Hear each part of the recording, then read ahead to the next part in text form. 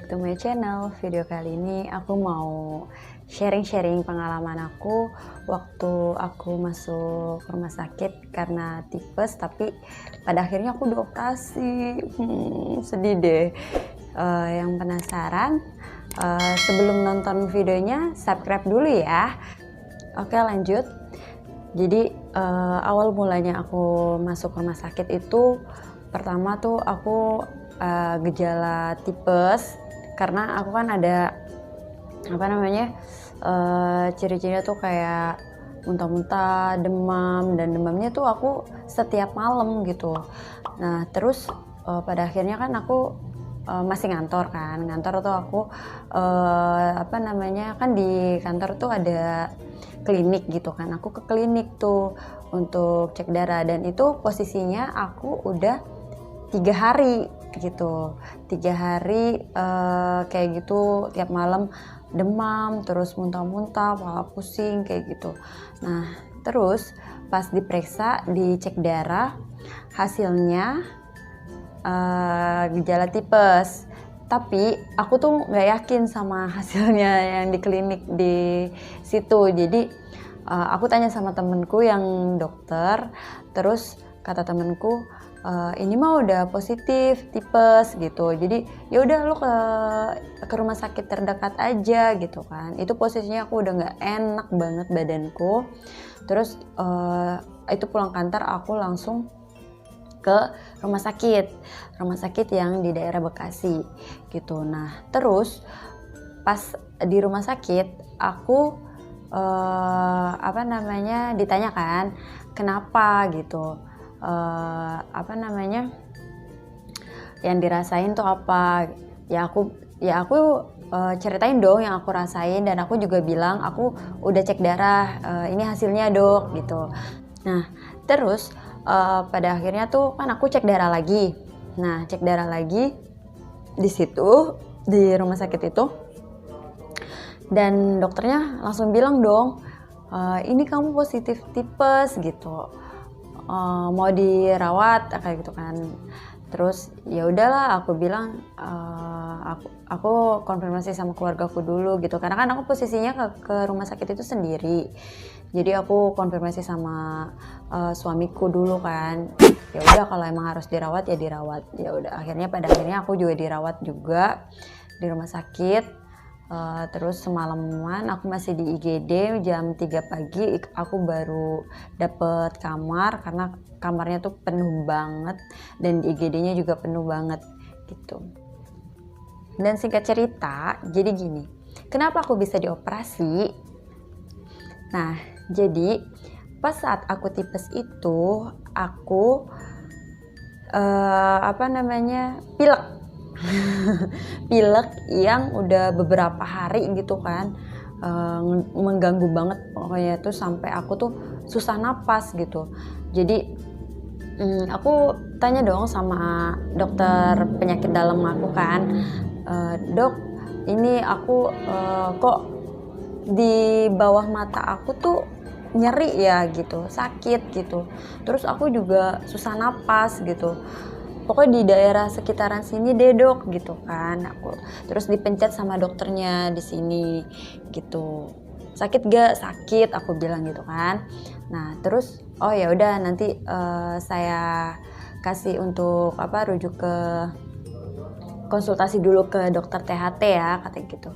Nah, aku langsung bengong dong ke dokter THT. Wah, langsung pikiran tuh bercabang, aku mau diapain gitu kan, bingung juga.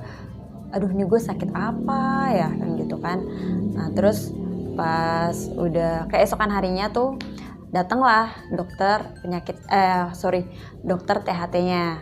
Setelah datang diperiksa gitu kan, akhirnya aku diputusin untuk ronsen dong.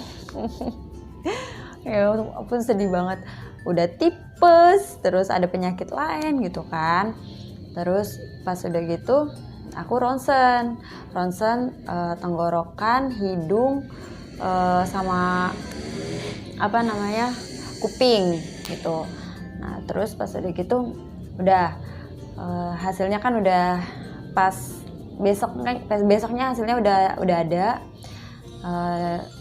Pas dibacain aku kaget juga dong, ternyata aku kena sinusitis. Ya ampun, aku nggak tahu itu kenapa bisa kena sinusitis gitu kan. Emang sih aku sering pilek.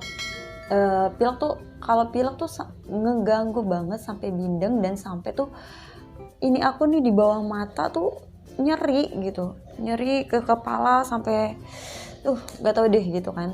Ternyata ada cairan yang menyumbat gitu di sini, jadi makanya aku nyeri dan sakit gitu kalau pilek gitu.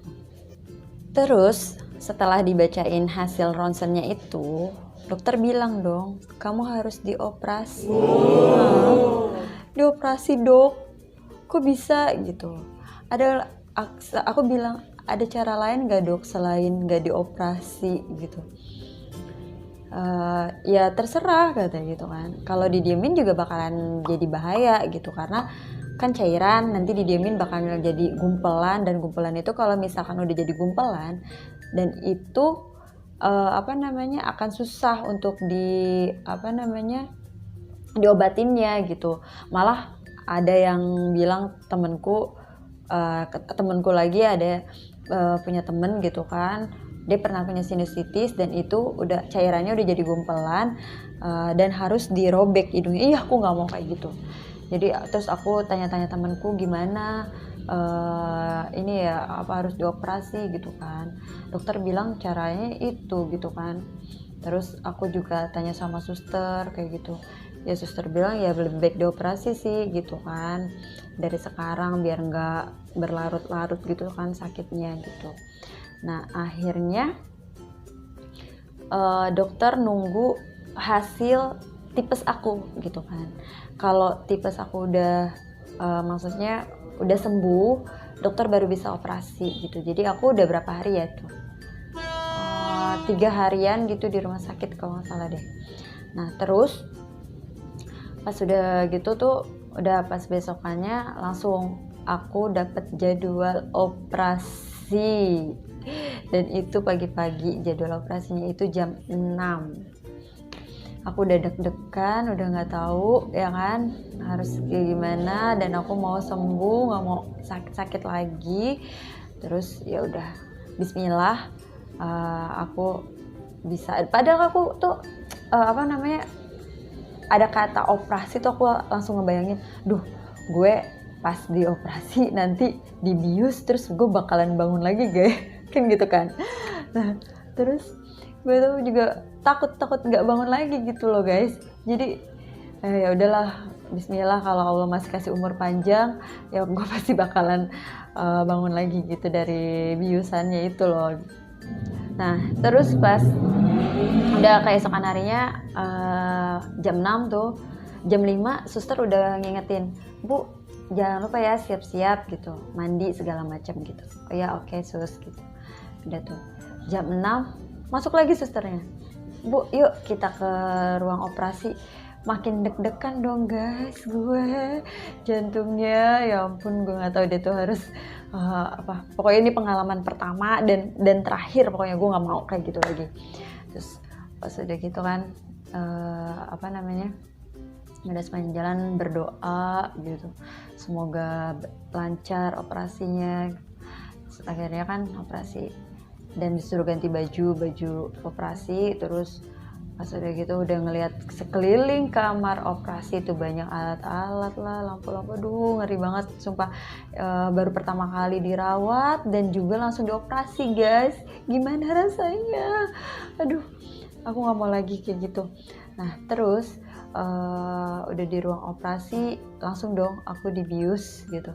Dokternya langsung masukin kayak suntikan gitu ke impusan aku, tapi nggak tahu tiba-tiba langsung plek tidur, dan itu lamanya kurang lebih 1 jam deh, aku lupa itu berapa menit gitu, pokoknya kurang lebih 1 jam lah. Nah pas udah gitu udah selesai, aku tuh masih kayak pusing-pusing gitu, kelingan gitu kan, dan hidung aku ditutup dong. Ini fotonya. Terus aku nggak bisa napas sama sekali, dan aku disuruh napas dari mulut. Itu sampai kebesokan harinya, sampai aku buka perban di hidung aku gitu. Terus aku kan nggak bisa napas tuh, dan di sekitar nih bibir tuh masih baal gitu loh, kayaknya masih bekas biusan ya, masih baal. Aku nggak bisa minum, nggak bisa makan, di tenggorokan juga masih sakit. Terus perban di hidung, darah ngalir terus. Ya Allah, aku takut banget di situ, sumpah. Aku benar-benar takut. Duh, kenapa ini kok darahnya ngalir terus? Akhirnya aku coba rebahan, tiduran, nggak bangun-bangun gitu kan. Bangun cuman pipis doang. Kalau aku duduk aja gitu, itu ngalir darahnya ke perban gitu kan. Jadi aku nggak berani untuk bangun dari tidur gitu. Terus singkat cerita, itu udah selesai kan. Nah, kebesokan harinya ya kan, itu malam. Nah, pas malamnya itu aku tersiksa banget, udah nggak bisa tidur, nggak bisa nafas, nafasnya susah gitu kan, mau tidur bingung posisinya kayak gimana, duduk udah deh tuh bener-bener bingung, pengen buru-buru besok udah lepas perban gitu loh. Nah, pas udah kebesokan harinya aku lepas perban guys, dan lepas perban tuh ngilu banget gitu. Kalau nggak salah tuh waktu itu perbannya segini nih, sejari aku, hampir ke tenggorokan, sampai ke tenggorokan tuh perbannya. Jadi pas ditarik, ya ampun, ngilu-ngilu sedep gitu loh. Dan pas itu kan aku buka perban gitu, masih berdarah, masih diobatin, dibersihin sama dokter THT-nya. Ya udah, pas udah gitu udah buka perban, udah alhamdulillah tuh nggak keluar lagi tuh kan darahnya tuh, udah dibersihin sama dokternya. Terus balik lagi ke kamar aku. Terus berapa hari dari aku operasi, 2 hari baru aku bisa boleh pulang gitu. Jadi guys, kalau ada yang mau tahu penyakit sinusitis tuh apa sih gitu, kalian bisa cek di Google dan gejala-gejalanya. Jangan sampai kalian bisa kayak kena sinusitis kayak aku gitu kan, karena sakit itu mahal guys. Aku kemarin aja habis 32 juta. Coba bayangkan kalau nggak pakai asuransi, aku harus bayar 32 juta guys. Oke, untuk kalian yang udah dengar sharing dari aku, tetap jaga kesehatan, tetap jaga pola makan, dan semoga sharing aku bermanfaat. Dan jangan lupa ya untuk subscribe, like, comment, and share. See you on my next video. Bye bye.